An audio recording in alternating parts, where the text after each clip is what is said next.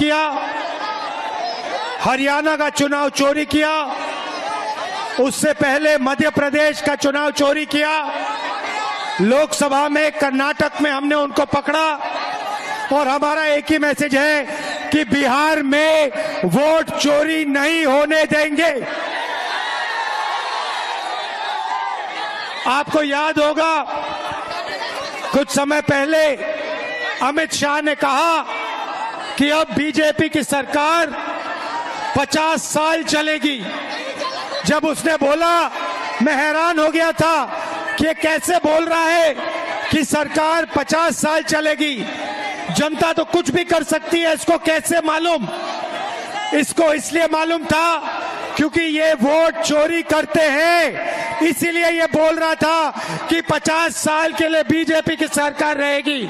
अब नहीं रहेगी क्योंकि हमने वोट चोरी पकड़ ली है। भाइयों और बहनों, ये वोट चोरी क्यों करते हैं?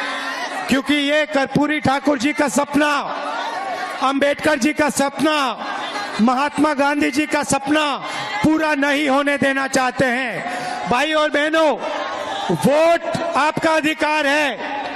अंबानी को, अदानी को वोट की कोई जरूरत नहीं है, मगर बिहार के युवा को, बिहार के मजदूर को, किसान को, गरीब को, पिछड़े वर्ग को, ईबीसी को, दलित को वोट की जरूरत है, क्योंकि यही आपको अधिकार देता है, यही आपकी रक्षा करता है। भाइयों और बहनों, ये आपसे सब कुछ छीनना चाहते हैं। पहले ये वोट छीन रहे हैं, इसके बाद राशन कार्ड, इसके बाद आपकी जमीन, इसके बाद आपके सब हक छीनने जा रहे हैं। हम ये कभी नहीं होने देंगे। भाइयों और बहनों, आप देखना, बिहार में एक वोट चोरी नहीं होगा। पूछो क्यों? क्योंकि बिहार के युवाओं ने वोटर अधिकार यात्रा में अपनी स्ट्रेंथ, अपनी शक्ति दिखा दी है।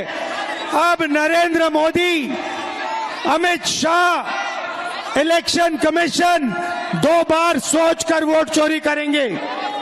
भाइयों और बहनों, हमने 2 चीजें कही हैं। सबसे पहले, ये जो 50% की रिजर्वेशन की दीवार है, इस दीवार को पूरे देश में हम तोड़ के दिखाएंगे। और दूसरा, जो हमने जाति जनगणना की बात की है, पूरे देश में नेशनल लेवल पे हम जाति जनगणना करेंगे और गरीबों का, ईबीसी को जो हक मिलना चाहिए, दलितों को, पिछड़ों को, गरीब जनरल कास्ट को, अल्पसंख्यकों को जो हक मिलना चाहिए, हम आपको दिलवा के दिखाएंगे।